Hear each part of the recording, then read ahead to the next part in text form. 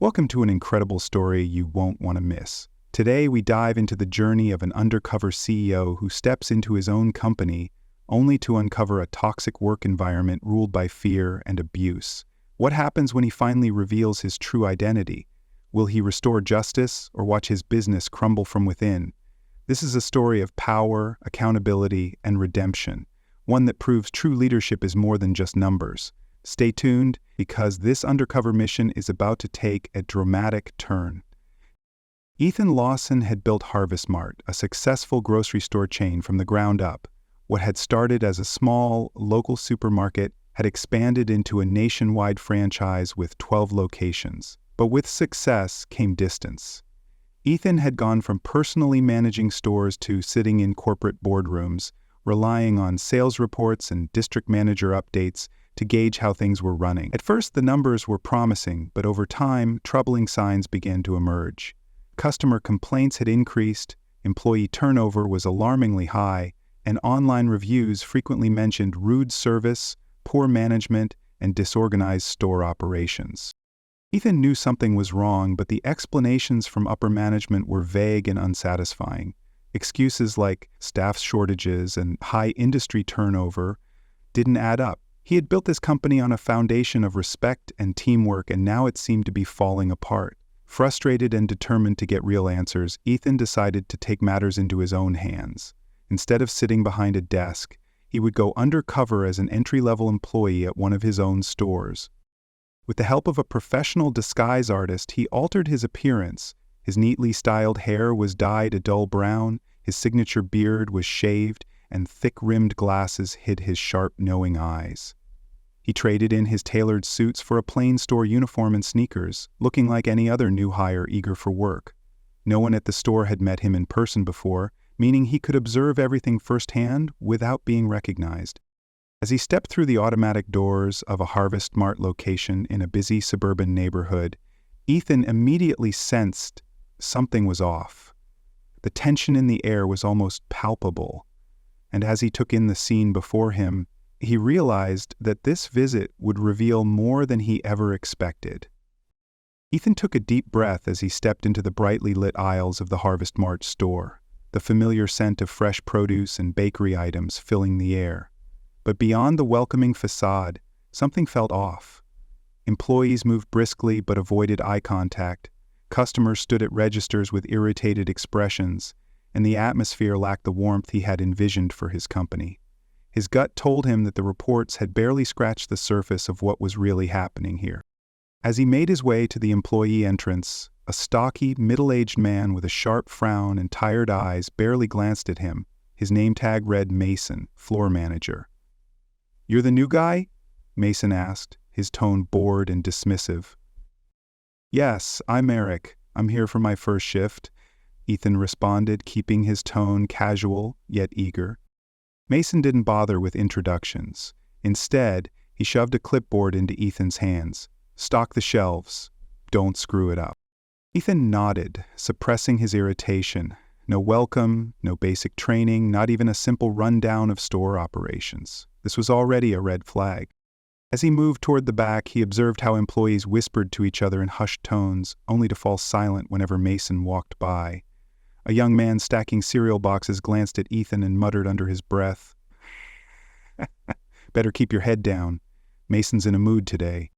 At the front, a frazzled young cashier, her name tag reading Lena, struggled to keep up with a growing line of impatient customers. When she hesitated on the register, Mason sighed dramatically from a few feet away, rolling his eyes.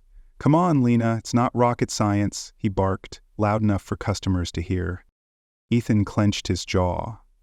Was this how employees were treated here? The lack of respect, the dismissive attitude? It was a stark contrast to the company culture he had envisioned. Determined to see more, he moved toward the stockroom, rolling up his sleeves. If this was just the start of his shift, he could only imagine what else he was about to uncover. As Ethan settled into his assigned task of stocking shelves, he kept his focus sharp, not just on the products in his hands, but on the environment around him. Something about the way the employees moved felt unnatural, rushed, tense, and overly cautious. Conversations were kept to a minimum, and when people did speak, their voices were barely above a whisper. It was as if they were afraid of being overheard. A customer at the self-checkout called out for assistance, but no one moved right away. Lena, the young cashier from earlier, finally hurried over with an apologetic smile. But before she could say a word, Mason's booming voice cut through the store. "Seriously, Lena? You see a line forming and just stand there?" he snapped, shaking his head. Lena flinched, her face turning red, as customers turned to watch. I was just finishing a transaction." Mason didn't let her finish. "You think excuses are going to make the line move faster? Get it together." Ethan felt his hands tighten into fists, forcing himself to remain neutral. This was more than just tough management, this was public humiliation. Mason didn't seem interested in leading a team, only asserting dominance. As Ethan continued to work, he noticed other patterns of behavior that disturbed him. Employees hesitated before asking questions, often glancing around nervously before speaking. Some even flinched slightly when Mason walked past them, as if expecting a reprimand at any moment. At one point, a young employee, Jordan, fumbled a case of canned goods, causing a few to roll across the floor. Instinctively, Ethan bent down to help, but Mason got there first. "Unbelievable," Mason muttered. "You drop anything else today, Jordan, and I'm cutting your hours." Jordan mumbled an apology, his shoulders slumping as he hurried to pick up the cans.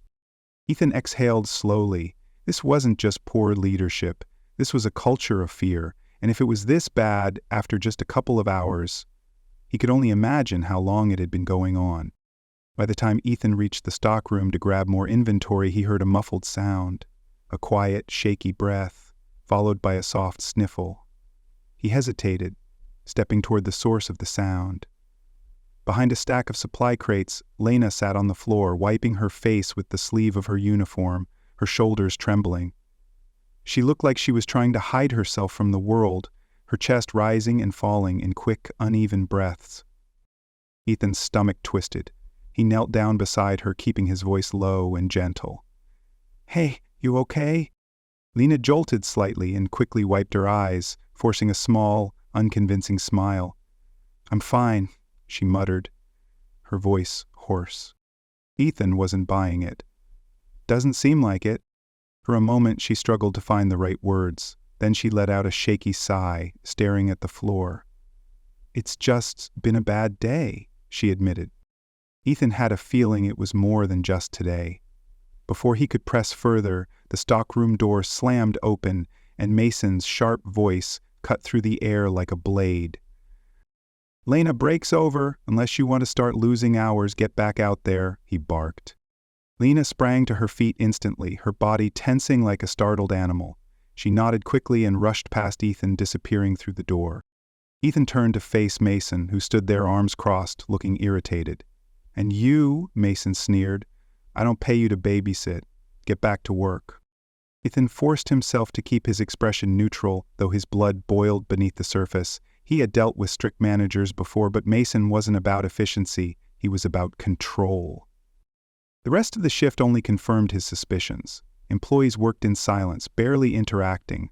Mason hovered over them like a predator watching for weakness, ready to pounce at the first mistake. Then came the moment that pushed Ethan over the edge. Lena, rushing to assist a customer, accidentally bumped into a display shelf, causing a bottle of juice to fall and roll under a counter. She immediately bent down to retrieve it, but Mason was already there, his face twisted in anger. "What the hell is wrong with you?" he hissed. "You can't even walk straight without screwing something up?"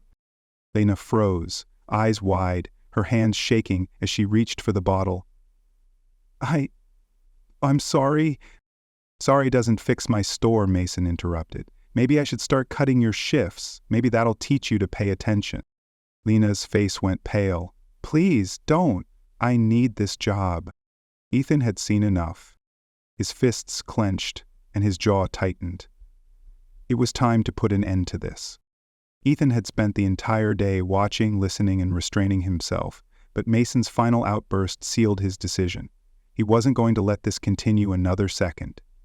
Taking a slow breath, he squared his shoulders, adjusting his glasses one last time before stepping forward. "Mason," he called, his voice calm yet commanding. Mason turned, his scowl deepening. What now? Ethan didn't hesitate. He reached up, slid off his glasses, and ran a hand through his hair, messing it back into its natural, more recognizable style. The thin disguise that had hidden his identity fell away, and within seconds, the atmosphere shifted. I think we need to talk, Ethan said, his voice steady. I'm Ethan Lawson, the owner of this company. A silence so thick it was suffocating spread across the store. Employees froze, eyes wide in shock. A few customers, still lingering nearby, exchanged stunned glances, as if they couldn't believe what they had just heard. Mason blinked, his expression flickering between confusion and disbelief. Then he let out a dry laugh. You expect me to believe that? He scoffed, crossing his arms. You've been working here all day? You think I'm stupid? Ethan reached into his pocket and pulled out his real company ID, flipping it open and holding it up for Mason to see.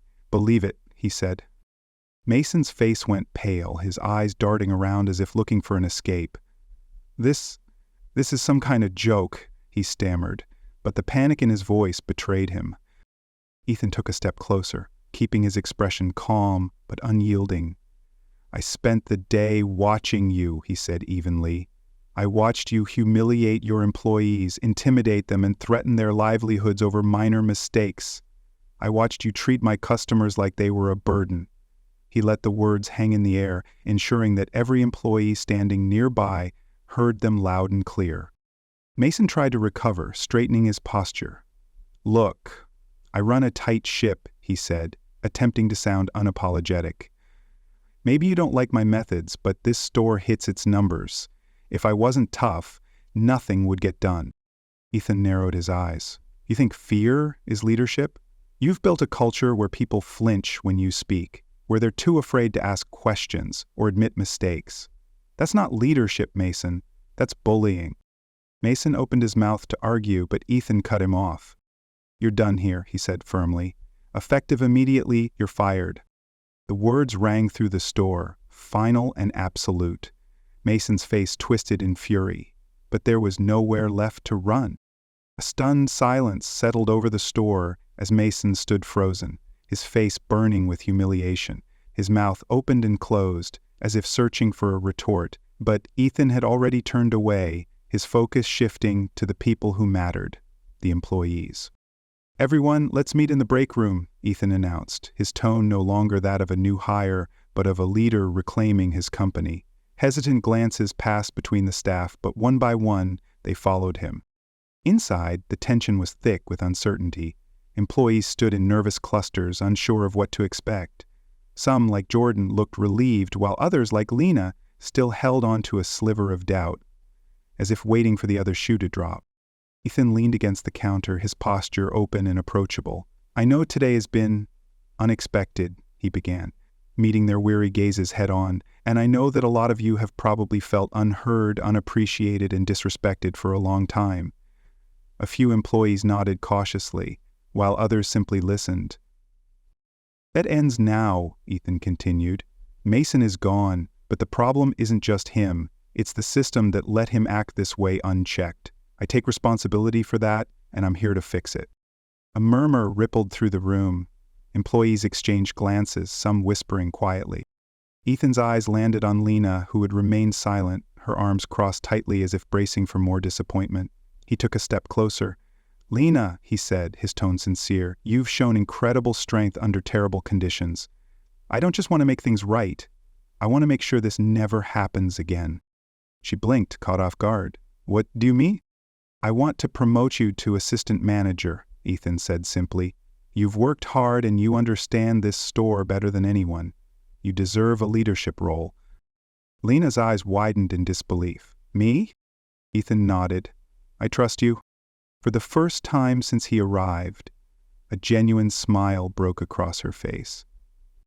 And to make sure this store gets the leadership it deserves, Ethan added, looking at the rest of the team, I'm bringing in a new store manager, Claire, someone who knows how to lead with respect. The employees exhaled, tension slowly giving way to relief. For the first time in a long time, they saw something new in their workplace, hope. Firing Mason and promoting Lena was a strong first step, But Ethan knew that one store's transformation wasn't enough. If this level of abuse had gone unnoticed here, how many other locations were suffering under toxic leadership? He had spent years building Harvest Mart with a vision of respect and teamwork, but somewhere along the way he had lost sight of the people who kept it running. Now he was determined to fix the system from the ground up.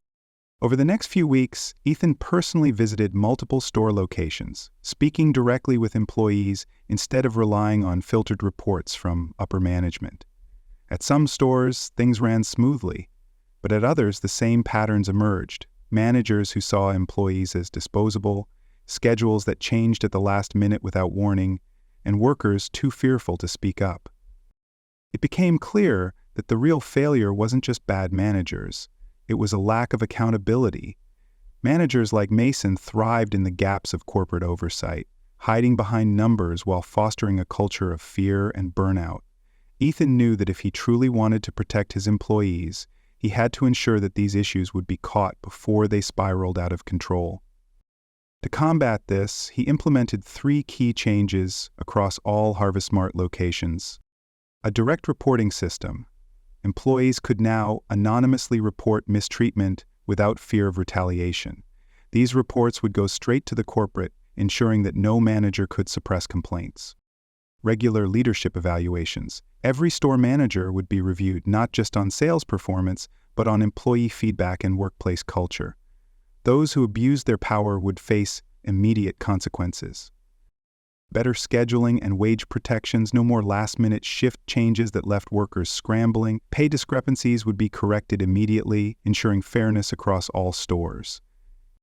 At first, employees were hesitant to trust these new systems. After all, corporate promises had been made before. But then, the changes became real. At Harvest Mart locations where toxic managers once ruled unchecked, new leadership took their place. Leaders who actually listened, trained their teams properly, and fostered a supportive work environment. Employees began to speak up without fear, knowing that someone was finally listening.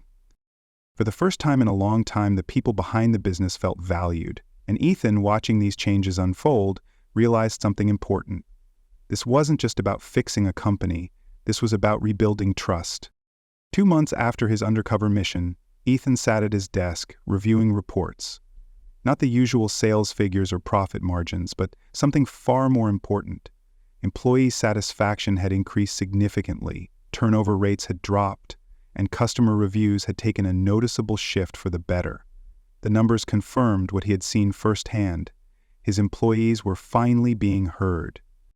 Just as he was about to close his laptop, a new email popped up in his inbox. It was from Lena. Subject: Thought you'd want to know. The store feels different. People actually enjoy working here. Customers notice the change too. Thank you for caring. Ethan let out a slow breath, a small, satisfied smile tugging at the corners of his mouth. He had built this company from the ground up, but it had taken nearly losing its soul for him to realize what truly mattered. The real test wasn't just fixing one store or firing one bad manager. It was about creating a system that protected his employees, even when he wasn't watching. True to his word, Ethan remained involved, not as a distant CEO, but as a leader who showed up. He continued making unannounced store visits, not to catch people off guard, but to listen, to understand, and to ensure his vision was still alive. Managers who once relied on fear to control their teams were replaced by those who uplifted their employees. Store meetings became a place where concerns were addressed, not ignored. Employees who had once dreaded their shifts now found a sense of purpose and stability in their work. And perhaps most importantly, Ethan had reconnected with his company. As he leaned back in his chair staring at Lena's email, he knew that Harvest Mart wasn't just a business anymore. It was a place where people mattered. He had set out to fix a problem, but in the process, he had rebuilt something greater. Not just a store, not just a company, but a workplace worth believing in. The story of Ethan Lawson's undercover mission reveals a powerful lesson about leadership, accountability, and the value of employees. As businesses grow, it's easy for those at the top to become disconnected from daily operations, relying on reports and numbers rather than the real experiences of workers. Ethan's journey highlights the importance of first-hand involvement, proving that true leadership isn't just about making executive decisions. It's about understanding and protecting the people who keep the business running. The story also demonstrates that a toxic work environment doesn't happen overnight. It thrives in systems without oversight, where poor leadership goes unchecked. Mason was just one bad manager, but the real issue was a broken structure that allowed him to abuse his authority. By implementing real changes such as direct reporting channels, leadership evaluations, and better working conditions, Ethan didn't just fix one store, he ensured that his entire company fostered respect and fairness. Most importantly, the story reminds us that profits and success mean nothing if employees feel unheard and undervalued. A thriving business isn't built on fear. It's built on trust, respect, and a culture where every worker matters.